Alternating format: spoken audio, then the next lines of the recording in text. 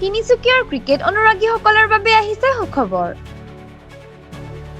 ২৫ বছৰ পাছত ৰঞ্জী ট্ৰফী উভতি আহিছে তিনিচুকীয়ালৈ।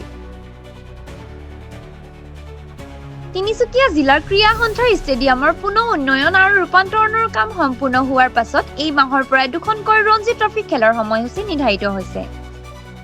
সেই অনুসৰি প্ৰথমখন খেল হ'ব অহা ২৫ অক্টোবৰৰ পৰা ২৮ অক্টোবৰলৈকে অসম বনাম ছাৰ্ভিচৰ মাজত।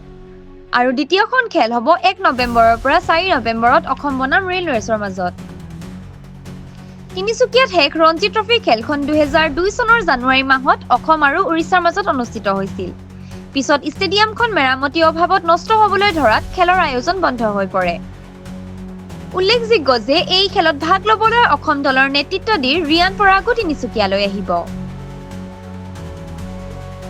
News desk report anytime 24/7।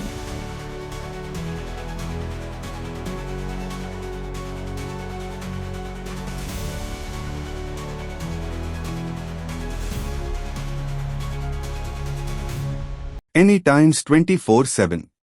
Your news, your voice.